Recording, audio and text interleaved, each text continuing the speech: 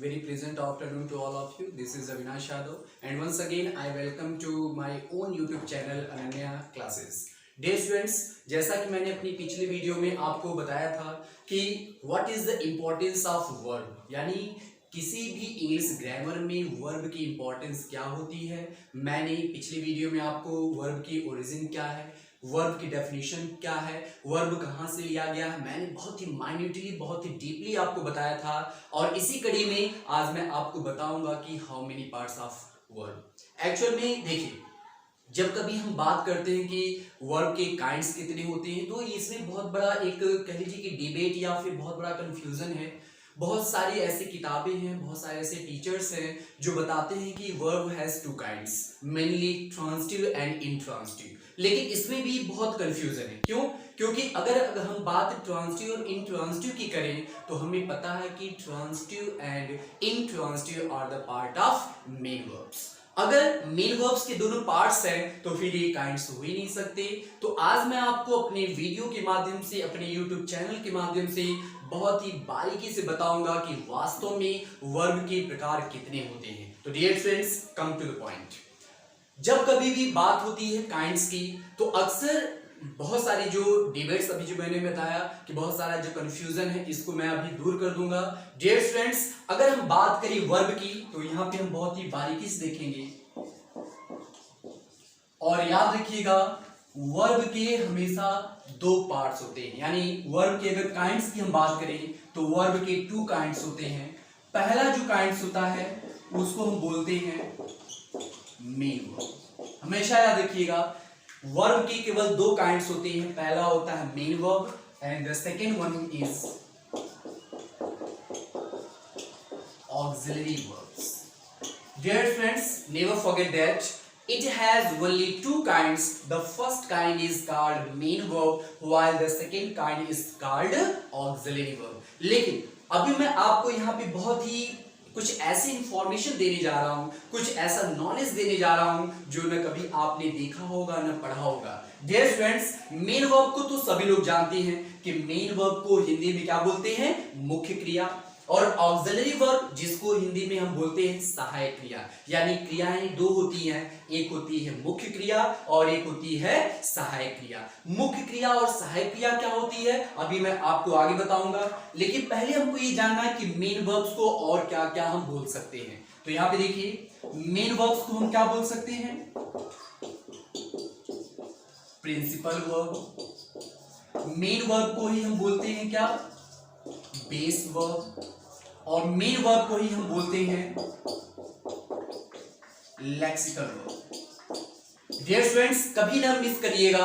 अगर आपसे कोई पूछे बहुत सारे एग्जाम में, चाहे वो बैंकिंग हो, एसएससी हो, सीजीएल हो, टीजीटी, पीजीटी, बहुत सारे ऐसे एग्जाम्स हैं जहां पे कभी कभी जैसे मेन वर्ब हमको पता है कि अगर हमने बोल दिया गो, कम, सिट, वॉक, ये सब आपके क्या है, ये सब आपके मेन वर्ब्स हैं। लेकिन कभी कभी एग्जामिनेशन में पूछ देता है कि find out the lexical verb in the given verbs, यानी दिए गए वर्ब्स में लेक्सिकल वर्ब को सर्च करिए, लेक्सिकल वर्ब को फाइंड आउट करिए। तो अक्सर बच्चे जो है लेक्सिकल वर्ब का नाम ही नहीं सुने होते हैं, उन्हें पता ही नहीं होता है कि lexical verb is called main verb. यानी लेक्सिकल वर्ब ही क्या है, मेन वर्ब है। तो हमेशा याद रखिएगा मेन वर्ब के कितने नाम हो गए, main verb, principal verb, base verb और लेक्सिकल वर्ब। और इसी मेन वर्ब के दो पार्ट्स होते हैं। एक पार्ट आपका होता है जिसको अभी मैंने आपको बताया था transitive verb and the second one is intransitive verb.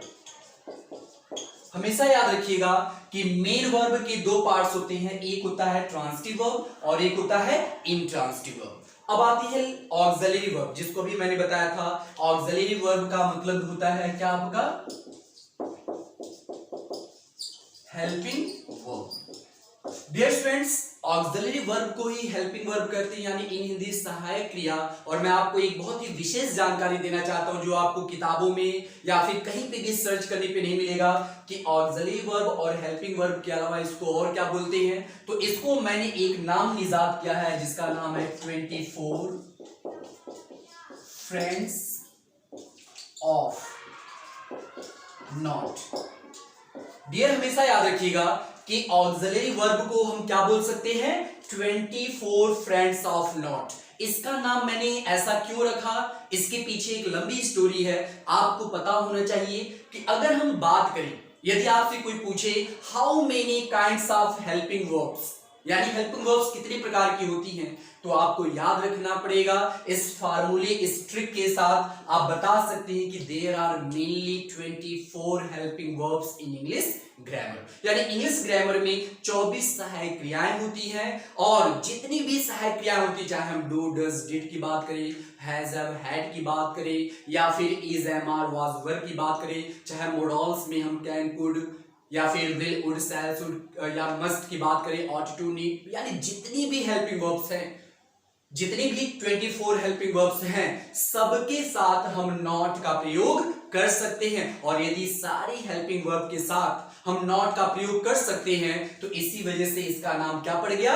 24 friends of not. यानी ऑक्सिलरी वर्ब को हम क्या क्या बोल सकते हैं, ऑक्सिलरी वर्ब, हेल्पिंग वर्ब्स और 24 फ्रेंड्स ऑफ नॉट। अब मैं आपको एक बात और बताना चाहता हूं कि ऑक्सिलरी वर्ब को हम दो भागों में बांट सकते हैं।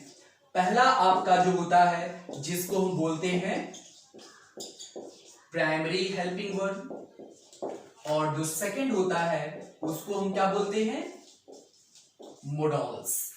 मोडल्स जिसको हम मॉडल ऑक्सिलरी कहते हैं। यानी ऑक्सिलरी वर्ब भी दो प्रकार की होती है, एक होती है प्राइमरी हेल्पिंग वर्ब, जिसको हिंदी में क्या बोलते हैं, प्राथमिक सहायक क्रियाएं, और दूसरा मोडल्स हेल्पिंग वर्ब, यानी जिसको हिंदी में विधि सूचक सहायक क्रियाएं कहते हैं। तो दिस इज द डायग्राम, ये डायग्राम है किसका, वर्ब का। फिर से एक बार जल्दी जल्दी मैं रिपीट कर दे रहा हूं कि वर्ब को दो भागों में बांटा गया। वर्ब के दो काइंड्स होते हैं, पहला मेन वर्ब और दूसरा होता है ऑक्सिलरी वर्ब। मेन वर्ब को ही प्रिंसिपल वर्ब, बेस वर्ब या लेक्सिकल वर्ब कहते हैं। इसके भी दो पार्ट्स होते हैं, transitive verb, intransitive verb. Auxiliary verb को क्या क्या बोलते हैं, हेल्पिंग वर्ब्स या फिर 24 फ्रेंड्स ऑफ नॉट। और इसके भी दो पार्ट्स होते हैं, एक होता है प्राइमरी हेल्पिंग वर्ब और दूसरा होता है मोडल्स। तो अब हमको सीखना है कि वास्तव में ये जो मैंने चार्ट बनाया, जो मैंने आपके सामने ये सब कुछ बहुत ही बहुत ही इजीली बताया, वास्तव में होते क्या है, ये जानना हमको बहुत ही जरूरी है। और अपनी वीडियो के माध्यम से मैं जितने भी टॉपिक्स मैंने यहाँ पे लिखे हैं, मैं इतना इजीली बताऊंगा कि आपको कभी कोई कंफ्यूजन, कोई डाउट नहीं बचेगा। अब देखते हैं, सबसे पहले हम बात करते हैं मेन वर्ब की, कि वास्तव में मेन वर्ब होता क्या है। तो हिंदी में मेरे डियर स्टूडेंट्स सबको पता है कि मेन वर्ब को ही हिंदी में क्या बोलते हैं, मेन वर्ब को क्या बोलते हैं, मुख्य क्रिया। तो वास्तव में मुख्य क्रिया होती क्या है, ये जानना बहुत ही जरूरी है कि मुख्य क्रिया कहते किसको है। तो सबको पता है कि मुख्य क्रिया क्या होती है।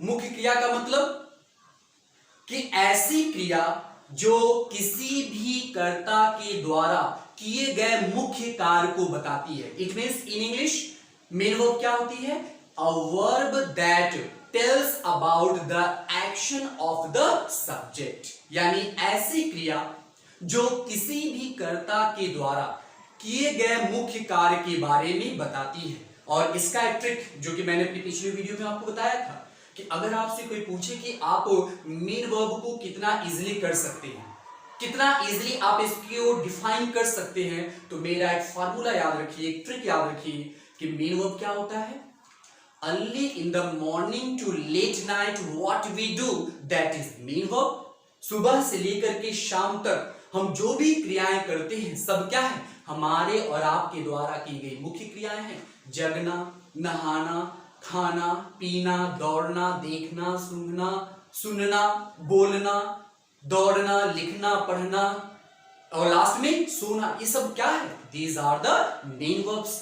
अगर आपसे कोई पूछे कि मेन वर्ब को आप कैसे इजीली डिफाइन कर सकते हैं, तो मेरे इस फार्मूले को, इस ट्रिक को हमेशा याद रखिएगा कि सुबह से शाम तक हमारे और आपके द्वारा जो भी क्रियाएं की जाती हैं सब क्या है, मेन वर्ब्स हैं।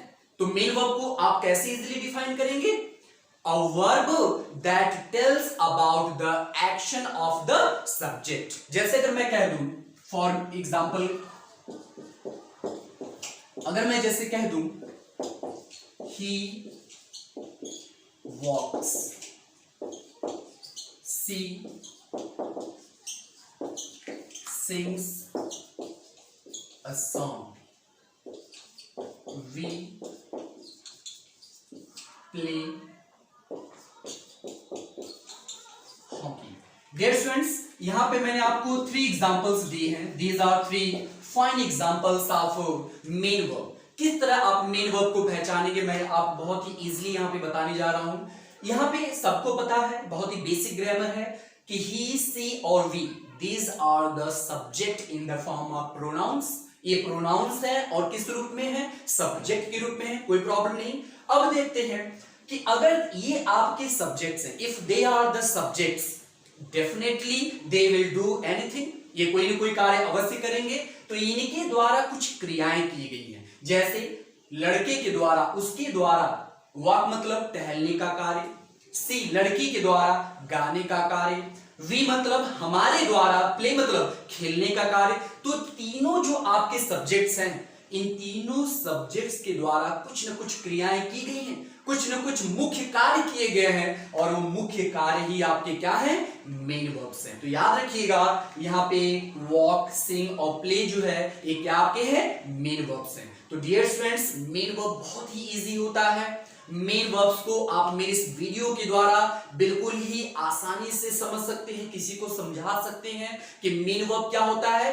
कर्ता के द्वारा जो भी मुख्य कार्य किया जाता है वही आपकी क्या है? वही आपकी मुख्य क्रिया है. तो अब आगे हम बढ़ते हैं अपने वीडियो के द्वारा कि मुख्य क्रियाएं कितने प्रकार की होती हैं. तो अभी मैंने आपको डायग्राम चार्ट एक बनाया था कि मुख्य क्रियाएं 2 प्रकार की होती हैं. एक होती है ट्रांजिटिव वर्ब और एक होती है इंट्रांजिटिव वर्ब. तो पहले हम फाइंड आउट करते हैं कि ट्रांजिटिव और इंट्रांजिटिव होती क्या है. तो ट्रांजिटिव वर्ब जिसको पहले हम लिख देते हैं यहां पे,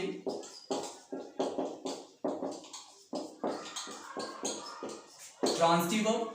ट्रांजिटिव वर्ब जिसको हम हिंदी में क्या बोलते हैं? सकर्मक क्रिया. सकर्मक मतलब स प्लस कर्म, यानी ऐसी क्रिया जिसके साथ एक कर्म जुड़ा होता है. ये तो किताबी डेफिनेशन, ये तो अक्सर लोग सामान्य से टीचर बताते हैं कि वास्तव में ट्रांजिटिव वर्ब होती क्या. लेकिन मैं आपको बताना चाहता हूं कि ट्रांजिटिव वर्ब क्या होता है? सकर्मक क्रिया, यानी एक ऐसी क्रिया जिसके साथ एक कर्म होता है. इट मींस, बहुत ही माइंडली सुनिएगा, ट्रांजिटिव वर्ब हमेशा एक इनकम्प्लीट वर्ब होती है, अधूरी क्रिया होती है. जैसे मान लीजिए एक कोई आदमी है, वो अपंग है, लेम फुटेड है, तो उसको चलने के लिए एक बैसाखी की, एक सहारे की जरूरत होती है. वैसे ही ट्रांजिटिव वर्ब भी एक क्या है? लेम फुटेड वर्ब है. और अपने आप को पूरा करने के लिए, अपने सपोर्ट को, अपनी मीनिंग को पूरा करने के लिए वह हमेशा अपने साथ एक ऑब्जेक्ट रखती है और ऐसी क्रिया ही क्या होती है?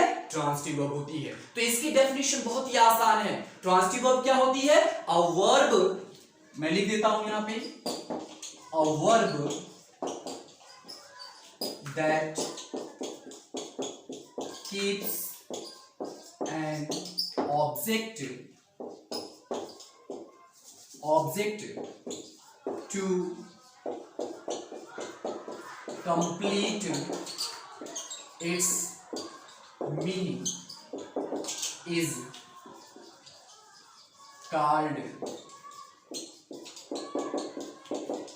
Transitive verb. डियर फ्रेंड्स, बहुत ही इजीली डेफिनेशन मैंने बनाई है ट्रांजिटिव वर्ब की. आप किसी को भी समझा सकते हैं कि ट्रांजिटिव वर्ब का मतलब एक ऐसी क्रिया दैट कीप्स, जो अपने पास रखती है किसको? एन ऑब्जेक्ट, एक ऑब्जेक्ट को, एक कर्म को. किस लिए? टू कंप्लीट इट्स मीनिंग, ताकि वह अपनी मीनिंग को, अपने अर्थ को पूरा कर सके. और ऐसी ही जो वर्ब होती है वो कौन सी वर्ब होती है? ट्रांजिटिव वर्ब होती है. जैसे अगर मैं यहां पे एग्जांपल लिख दूं, I saw the Taj. He sings a song. Dear friends, यहाँ पे मैंने 2 एग्जांपल्स लिखे हैं. यहाँ पे जो सा और सिंग है, ये दोनों आपकी ट्रांजिटिव वर्ब है. लेकिन हमको पता करना है कि कैसे. देखिए, I और he both are subject, no doubt. तो अभी मैंने आपको बताया था कि अगर किसी भी वाक्य में सब्जेक्ट होगा तो डेफिनेटली उनके द्वारा कोई ना कोई मुख्य क्रिया की गई होगी। तो आई के द्वारा देखने की क्रिया और उस लड़के के द्वारा गाने की क्रिया, तो यह दोनों जो क्रियाएं हैं ये आपकी कौन सी क्रिया है? ट्रांजिटिव वर्ब है। क्यों? क्योंकि इसका एक कारण है, क्योंकि इनके बाद देखिए ताज और अ सॉन्ग दो आपके ऑब्जेक्ट आए हैं, और किसी भी क्रिया के बाद अगर ऑब्जेक्ट आता है तो मैंने अभी आपको डेफिनेशन लिखी है, सामने दिख रहा है कि अगर कोई भी क्रिया अपने अर्थ को पूरा करने के लिए अगर ऑब्जेक्ट साथ में रखती है तो ऐसी क्रिया आपकी कौन सी क्रिया होती है? ट्रांजिटिव वर्ब होती है। तो ये आपकी दोनों कौन सी वर्ब है? ट्रांजिटिव वर्ब है। Dear students, once again I repeat, transitive verb का मतलब a verb that keeps an object to complete its meaning, that is called transitive verb। ऐसी क्रिया जो अपने अर्थ को पूरा करने के लिए अपने साथ एक कर्म को, एक ऑब्जेक्ट को रखती है, that is transitive verb। और यहाँ पे मैंने सिद्ध कर दिया कि इन दोनों वर्ब के बाद दो ऑब्जेक्ट आए हैं और ये ऑब्जेक्ट जो है इन क्रियाओं के अर्थ को पूरा करते हैं। और इसको इजी बनाने के लिए एक फार्मूला है, मेरा एक ट्रिक है कि जब कभी भी आपको कंफ्यूजन हो कि ये दोनों ट्रांजिटिव है या इंट्रांजिटिव वर्ब है, तो कुछ भी नहीं करना है, इन दोनों ऑब्जेक्ट को आप गायब कर दीजिए, हटा दीजिए और वर्ब से क्वेश्चन करिए। और क्वेश्चन करने के लिए क्या किसे या किसको, ये मेरे फार्मूले को याद रखिएगा, क्या, किसे या किसको। अगर वर्ब से ये प्रश्न करने पर आंसर मिल जाए तो याद रखिएगा वो आपकी ट्रांजिटिव वर्ब। जैसे फॉर एग्जांपल ऐसा, तो इसका अगर आप इंट्रोगेटिव बनाएंगे तो क्या हो जाएगा? व्हाट डिड आई सी, यानी मैंने क्या देखा। क्या का आया सेंस? मैंने क्या देखा, तो आंसर मिल गया ताज। तो जैसे ही हमको आंसर मिल गया वैसे ही आपकी वर्ब क्या हो गई? ट्रांजिटिव वर्ब हो गई। वैसे आपका ही सिंग, तो क्या हो जाएगा? What does he sing? वह क्या गाता है, तो क्या गाता है? एक गाना गाता है। तो यहां पे सिंग भी कौन सी वर्ब हो गई? Transitive verb. तो मैं इस ट्रिक को कभी ना भूलिएगा, जब कभी आपको कंफ्यूजन हो एग्जाम में, एकेडमिक में, तो याद रखिएगा वर्ब से हमेशा प्रश्न करिए। और प्रश्न किससे करिए? क्या, किसे या किसको। तो जैसे ही प्रश्न करने पर आंसर मिल जाए, याद रखिएगा वो आपकी कौन सी वर्ब है? वो आपकी ट्रांजिटिव वर्ब है। और मेरे डियर स्टूडेंट्स, मैं आपसे वादा करता हूं और आपको यह एक विश्वास दिलाना चाहता हूं कि जिस प्रकार आज मैंने आपको बताया कि मेन वर्ब क्या होती है, मेन वर्ब के पार्ट्स क्या होते हैं, इसी तरह से ऑक्सिलरी वर्ब क्या है, उसके पार्ट्स क्या होते हैं, और अभी मैंने आपको बताया कि मेन वर्ब का जो पहला पार्ट है ट्रांजिटिव वर्ब, ट्रांजिटिव वर्ब क्या होता है, उसके एग्जांपल्स क्या होते हैं। इसी तरीके से आगे मैं आपको इंट्रांजिटिव बताऊंगा। तो इसी उम्मीद और इसी विश्वास के साथ कि आप मेरे वीडियो को अधिक से अधिक लाइक, सब्सक्राइब करेंगे, शेयर करेंगे, ताकि लोगों का फायदा हो, लोगों का विश्वास जगे इंग्लिश के प्रति। इसी विश्वास के साथ थैंक यू सो मच।